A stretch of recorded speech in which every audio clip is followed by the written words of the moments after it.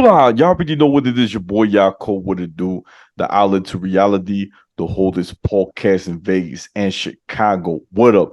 This is the place where you want to have from your drama, or maybe have from your baby mama. Just kidding. Y si tú quieres cambiar tu vida, if you want to change your life, subscribe. Ching.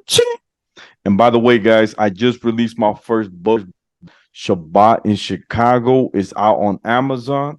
It's about an audacious single mom who opens her heart and home to five adopted kids while embracing her Latino culture while being Jewish. And guys, today I have a very, very special guest. He's a TikToker, YouTuber. Give it up for your boy Ham. What's up? Woo! It's good. How you doing? How you doing? Doing good, brother. I'm so happy to have you, man. You don't understand, man. I had to go through a lot of loops. You know what I'm saying? I know. I mean, I didn't want to flake today. I had to show up for my brother. You know what I'm saying? Much love, man. Now, look, man. I want to share a little something. So, this Halloween, everybody's talking about it, and crazy thing happened. One of my friends, she's one of the DJs. DJ. So she invited me to an Italian like an event. It was at Cassie Beach House, and your boy was looking like Chucky. You know, I love that movie. That's my thing. It's a Halloween costume party. I get there. I try to invite my boy him, but he was busy. I know he had to do a lot of stuff. You see? Come on, man. And pretty much I get there, and one of the greeters, she's like, "Do you have like a reservation?" I'm like, nah. You sure? I'm like, I basically like she's trying to kind of make it seem like I can't get in. So I said, look, I'm a very important journalist that's gonna write a story about this event. So, and the DJ that's performing, I'm writing a like a story about it. So you might want to step up. And she was like, oh, my bad, sir. Right this way. She completely changed her attitude, bro. Switched up. You know what I'm She just saying? switched up. Yes, sir. So it was funny, man. I get there, I bring Chucky, saw a few of my friends, and it was so funny because, you know, a lot of people were like, damn, man, let me touch Chucky, let me take a picture. I felt like he had more game than me. You know what I'm saying? And it's the first time I actually take him out in public, which is crazy. Like I usually never take him out nowhere, but it was so cool. He was partying with us, taking shots. It was a crazy world. But I do want to say one time there was a girl that came up to me. She was like, "Oh my gosh, she's so cute." I said, "Look, girl, I didn't find no babysitter today, so I had to bring him." You had no choice. No choice, man. But look, fam, I want to break down. You know, tonight's about you. Oh no. I gotta ask. What happened? What happened?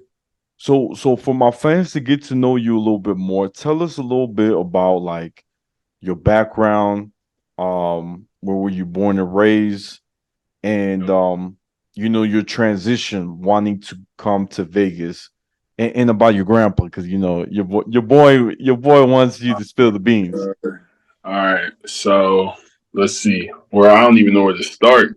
All right. So I was born and raised in Los Angeles, but I am full Nigerian. Both of my parents were born in Nigeria, came over here. They met over here though in America, but they met in Cali.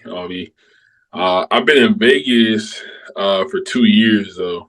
I came out here and we can get into that. Like it's a little story too, but yeah, I was born and raised in Los Angeles. I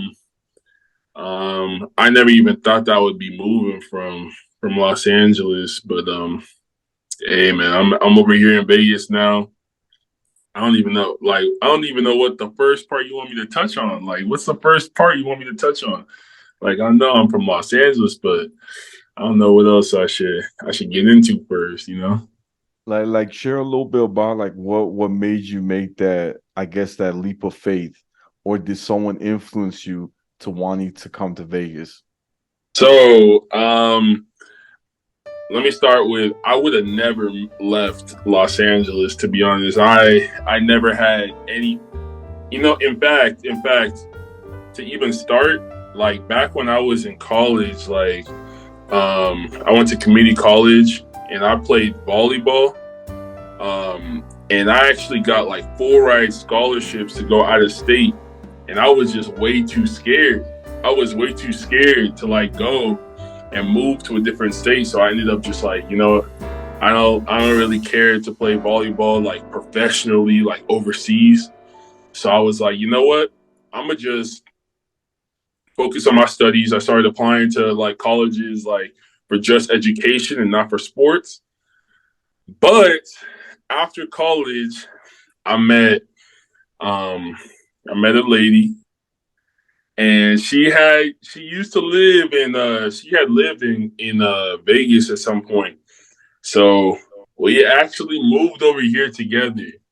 So yeah, that's how I made my way over to Vegas, which is crazy. It was the energy and the empowerment of a woman, you know what I'm saying? So, but that's how I got it out here. Oh, that's wild, man. I got the chills, man. I got the chills. Nah, it was definitely a lady who influenced me to come out here. She was comfortable with this area, and she got me comfortable to live out here too. Wow. And please tell us a little bit, like, you be cool for those who don't know. This man has some really, really crazy stories. But the Oh main thing I want you to share is about your grandpa. I thought what you shared with me, that was the craziest thing I've ever heard. You know what I'm saying?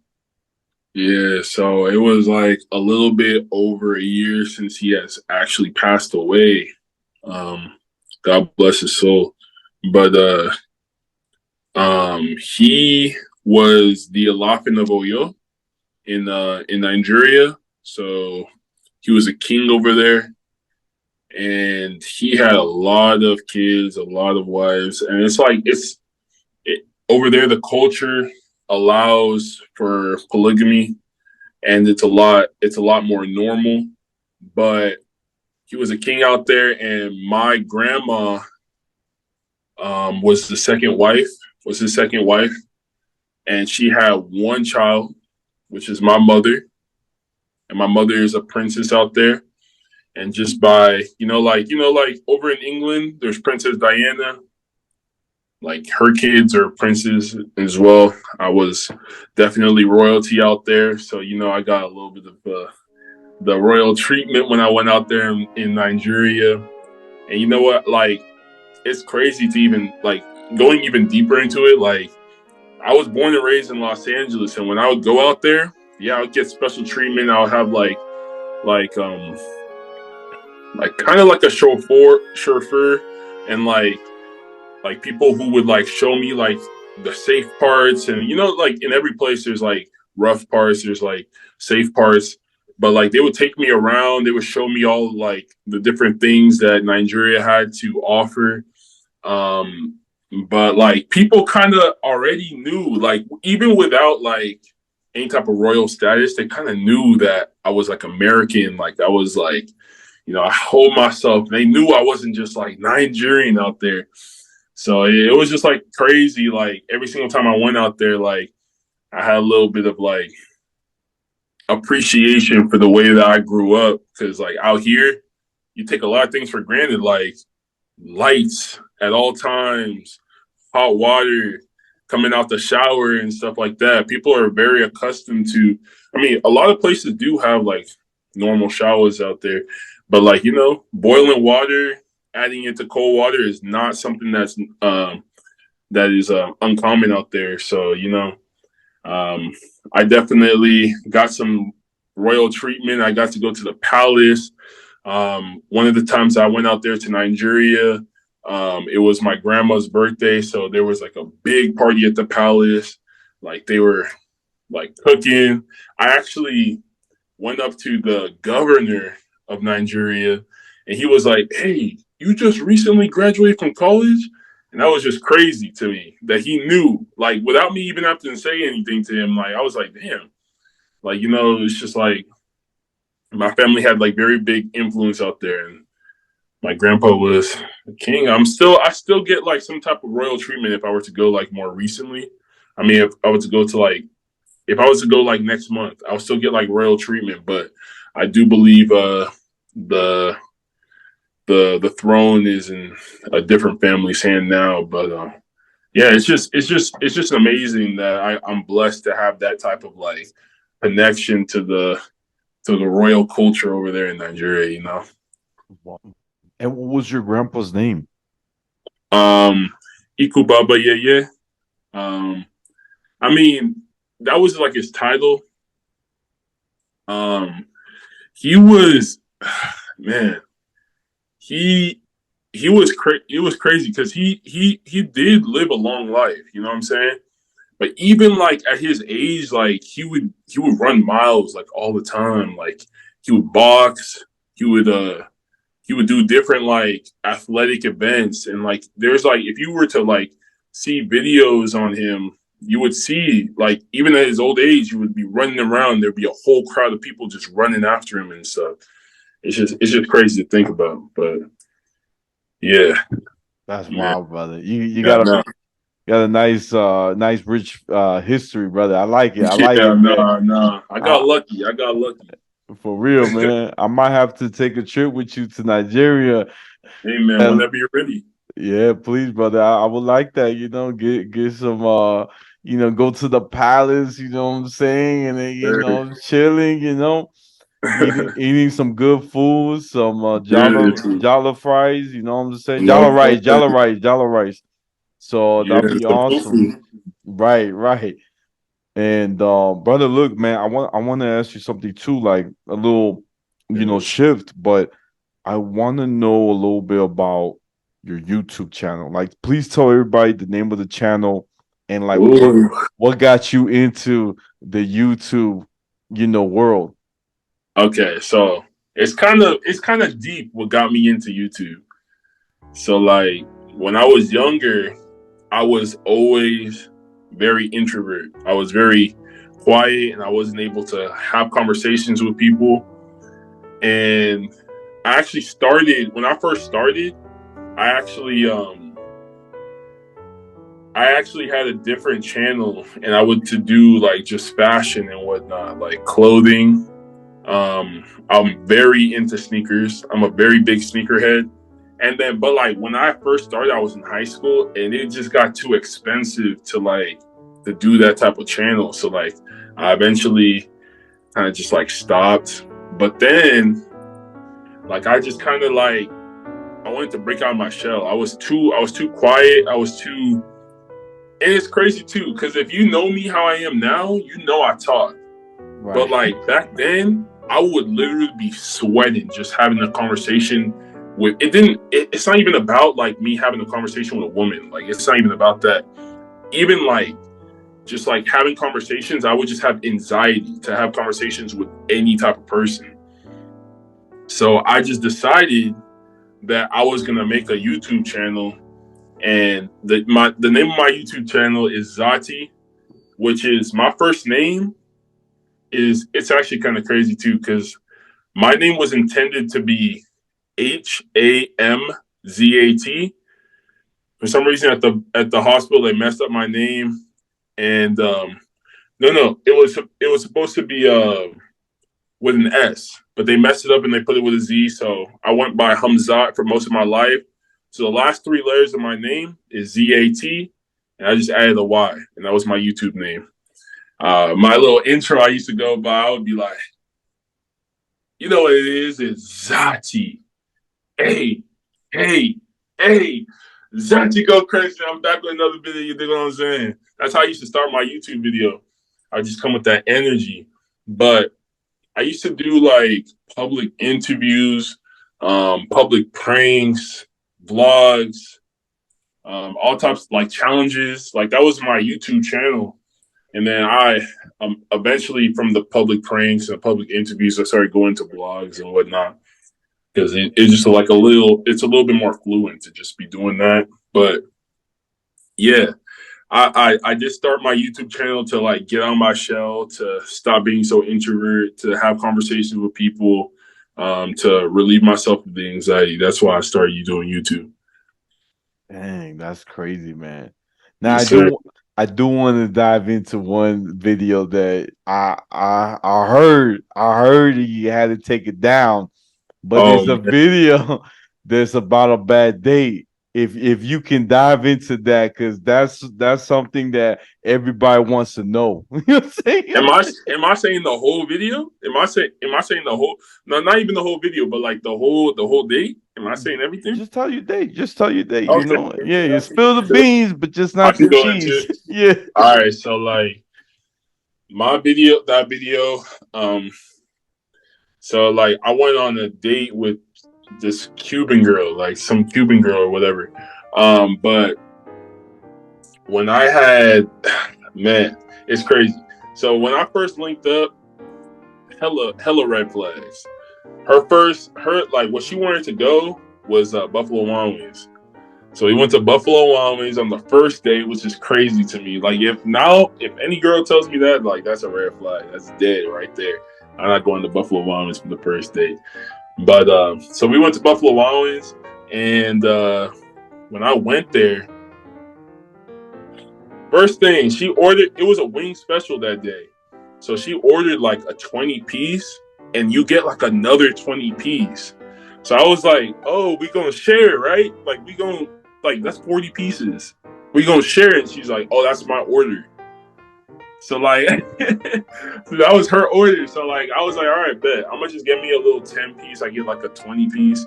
I got mine. I ate like 10 pieces and like I was done, whatever.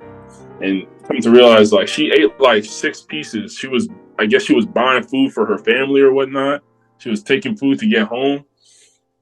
Whatever, yada yada yada. In the middle of that, bro, she leaves, right? She leaves like in the middle of us like eating, she goes to the bathroom and she comes back and she's like, oh, my mom was like spazzing out on me. I had to I had to take pictures with random girls just to tell them I was out with them instead of out with you. And I was like, I was like, that's crazy. I don't know if you can cuss or whatnot. I was like, that's crazy. Like she wasn't trying to be like out there with me, you know what I'm saying? But anyways, that was the first date. Like we ended that off. She was overly into me, which was that's another red flag. Like I'm not into that. Like when they like just one link and they just like all into you, like I'm not really into that. But I can't go like I can't be too explicit, so I'm gonna skip that little part. But anyways, there was this one day though. I went over to her crib, and we were gonna go on a date, like for a second date. Um, but as soon as she came over to my car, like her phone was blowing up. Her phone was blowing up, and it was her mom. Her mom was like yelling at her to come back into the crib, but like she was like just like so persistent for me to like just take her out, which was crazy. So like after like talking with her for a little while, I'm just like, you know what? I don't want to come between you and your family. So like just go home, just go back in the crib. It's like it's not even that serious. Like we can always link up on a different day when it's like it's more natural, you know what I'm saying? She goes and like I just leave. Like I'm going back to my dorms. I was in college at the time. So I went back to dorms. I'm about to get in the freeway and this girl just keeps blowing up my phone. She keeps blowing up my phone. I was about to get in the freeway and I'm just like, you know what?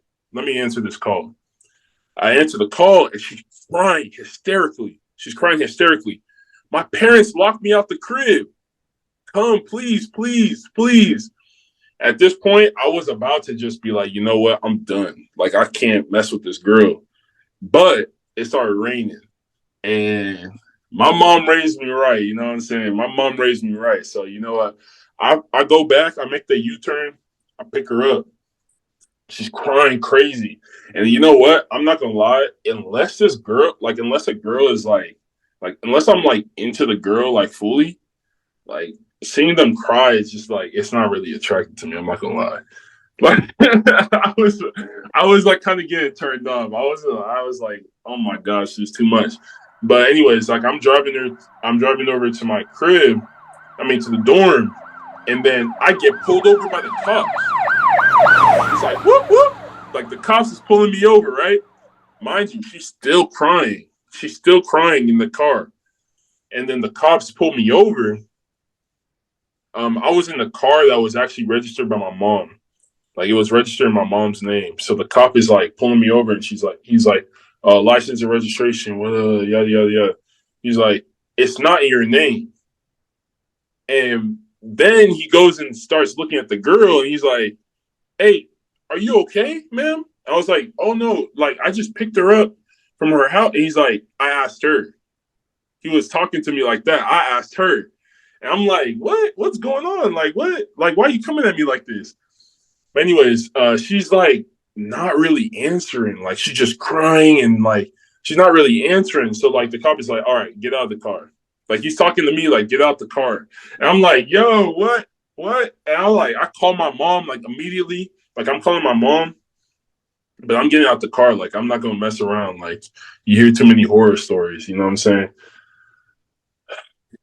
He's able to like everything is able to check out that it's in my mom's name, but he's still like asking like what's going on. Finally she's like telling her, like he's telling the situation, but like that was like scary to me because I got pulled over, I got taken out of my car, I was detained damn near, and she was just like not cooperating, and like it was getting me messed up. Anyways, I take her over to my dorm after. I should have dropped her off. I should have dropped her off. I take her over to my car, I mean, to my dorm after, and like we sleep, whatever. We wake up the next day, and I'm going to take her back home because I'm just like, I wasn't messing with it. Like, I'm not, mind you, we slept right next to each other without touching each other. Like, it was just like, I was not messing with it at all. Like, the whole situation was just like, I was over it. So I'm taking her back to my crib. I mean, back to her crib. And she's like, oh, I'm so hungry. I'm so hungry. I'm like, bruh. Like, I buy her some food. I buy her some quick Carl's Jr. She's like, oh, I have no money. I have no money. I have nothing. I'm like, whatever. Let me just buy it. Let me just drop her off and I'm done. Like, I'm already thinking, like, the whole time I'm just like, bro, I'm not eating right now. I'm not eating with her. Like, I'm dropping her off. I'm never talking to her again, right? I'm thinking that the whole time. Then we started driving away from the Carl's Jr.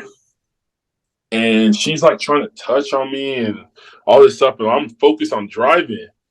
And then she just starts she starts crying again. She starts crying. Oh man. She starts crying again. She's like, you're not interested in me. I'm doing all this stuff for you. Like, yeah, I'm presenting myself to you and you're not messing with me. I'm just like, yo, I'm just like focused on driving right now. Like, but mind you, I'm like thinking, like, bro, I don't want to be with this girl right now. Like, I'm not interested. And then, bro, I swear on my life, I swear, she starts crying, going crazy, saying, I don't know. Am I allowed to say like stuff on this podcast? Like, I don't know. Just keep it PG. He's like, I know I should have.